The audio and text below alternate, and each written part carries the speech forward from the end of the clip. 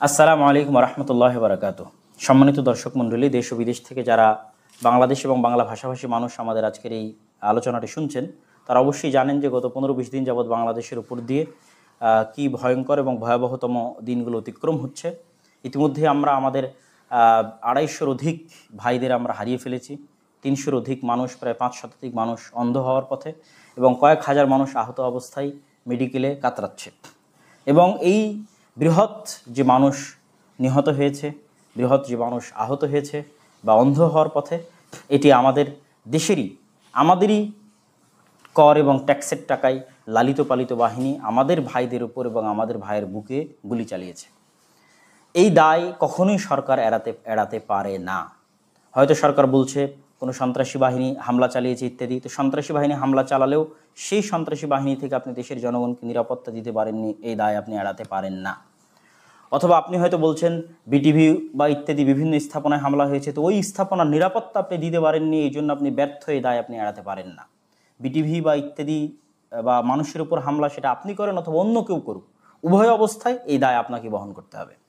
এবং এই জনগণের জীবন এবং জান এবং মালের নিরাপত্তা না দিতে পারা, ছাদে উঠে একটি শিশুর নিরাপত্তা না দিতে পারা, জানা বারান্দায় দাঁড়িয়ে থাকা একজনের নিরাপত্তা না দিতে পারা, জনগণের মধ্যে পানি বিতরণ করা একজনের নিরাপত্তা দিতে না পারা, কার্নিশে আশ্রয় নেওয়া একজন যুবকের জীবনের নিরাপত্তা দিতে না পারা, নির্মম এবং নির্দয়ভাবে গাড়ি থেকে জীবন্ত একজন মানুষকে, শোনা যাচ্ছে সে নাকি সিয়াম অবস্থাতেও ছিল বৃহস্পতিবারের দিন, তাদের এই লাশকে অপমান করত গাড়ি থেকে ফেলে দেওয়া, এই যে ভয়াবহ হৃদয় বিদারক দৃশ্য দেখলে মনে হয় না যে আমরা বাংলাদেশের দৃশ্য দেখছি, বরং মনে হচ্ছে আমরা গাজা অথবা ফিলিস্তিনের দৃশ্য দেখছি।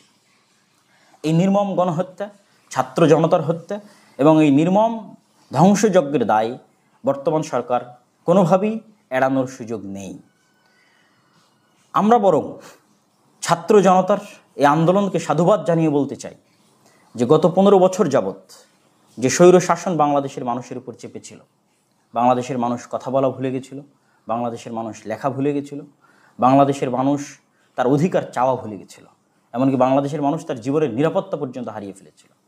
আজ এই ছাত্রদের আন্দোলনের মাধ্যমে শতাধিক মানুষের লাশের উপর দিয়ে আমি যেমন আজ ভিডিও করার অধিকার পেয়েছি, বলতে পারছি, আরও হাজার হাজার মানুষ তাদের কথা বলার এবং লেখার অধিকার ফিরে পাচ্ছে।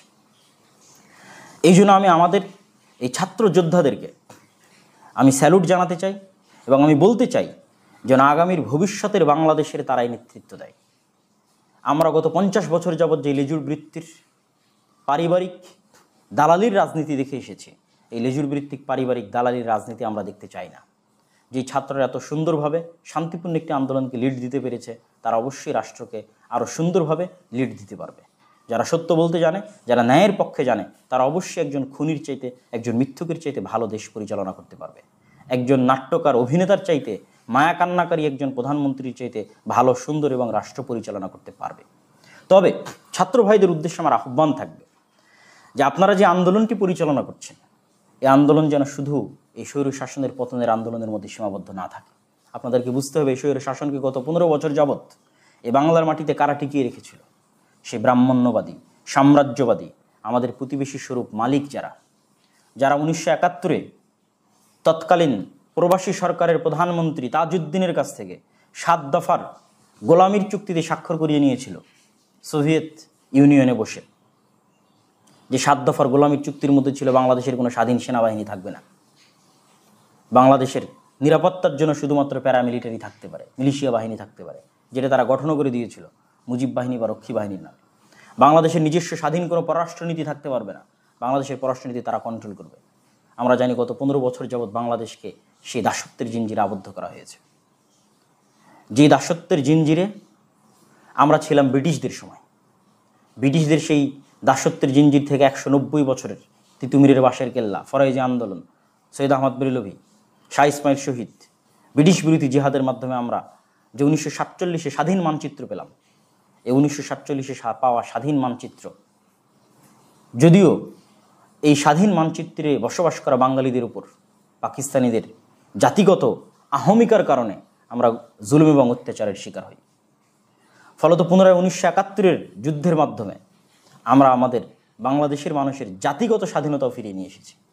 1947-এ নিয়ে এসেছিলাম মুসলমানিত্বের স্বাধীনতা, আর 1971 নিয়ে এসেছি বাঙালিত্বের স্বাধীনতা। কিন্তু দুঃখজনক হলো সত্য কি, যে 1971 বাঙালিত্বের স্বাধীনতার পরে আমরা পুনরায় আর এক বড় সাম্রাজ্যবাদীর কবলে পড়ে গেছি।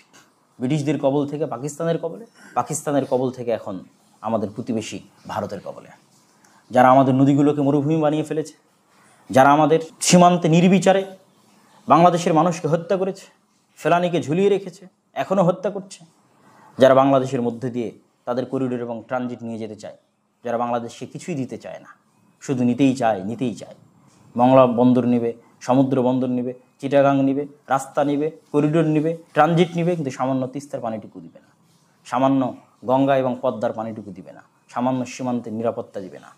এই যে দাসত্বের বাংলাদেশে পরিণত হয়েছে, আমি মনে করি এই বাংলাদেশের ছাত্রদের যে আন্দোলন চলছে, আন্দোলন তখনই পরিপূর্ণ সফলতা পাবে যারা এই স্বৈর শাসককে বসিয়ে রেখেছিল সেই সাম্রাজ্যবাদীদের থেকে যখন আমরা স্বাধীনতা পাবো। সেই দাসত্বের যে চুক্তিগুলো আছে, এই চুক্তিগুলো যখন ছিন্ন ভিন্ন করে দেওয়া হবে এবং স্বাধীন পররাষ্ট্রনীতির উপর যখন এই বাংলাদেশ প্রতিষ্ঠিত হবে। যে বাংলাদেশের স্বপ্ন দেখেছিলেন শেরে বাংলা একে ফজলুল হক, তিনি চাননি যে আমরা ভারতের সাথে যাই অথবা পাকিস্তানের সাথে যাই, কিন্তু কলকাতার দাদাবাবুদের কারণে তাকে নিজের মুসলমানিত্ব রক্ষা করতে পাকিস্তানের সাথে সম্পৃক্ত হতে হয়েছিল। কিন্তু তিনি চেয়েছিলেন স্বাধীন বাংলাদেশ, যেখানে হিন্দু মুসলিম সবাই বসবাস করবে, সমান অধিকার পাবে, সাম্য এবং ন্যায় বিচার পাবে। আমরা আজ দীর্ঘদিন পর হলেও শেরে বাংলার সেই বাংলাদেশে নিঃশ্বাস নিতে পারবো বলে আশা করছি। মাওলানা ভাসানী, হোসেন শহীদ সোহরাওয়ার্দীর বাংলাদেশে নিঃশ্বাস নিতে পারবো, যেখানে হিন্দু মুসলিম সকল ধর্মের মানুষ সমান অধিকারের সাথে, সাম্য ন্যায় বিচার এবং ন্যায়নিষ্ঠার সাথে, এবং পাকিস্তানের গোলামি মুক্ত অবস্থায় এবং ভারতের গোলামি মুক্ত অবস্থায় এটি স্বাধীন দেশে বসবাস করতে পারবো, সে আশা আমরা করতে পারি। তখনই আমি মনে করি ছাত্র ভাইদের এই বিপ্লব পরিপূর্ণ হবে। অতএব ছাত্র ভাইদের হাল ছাড়লে হবে না।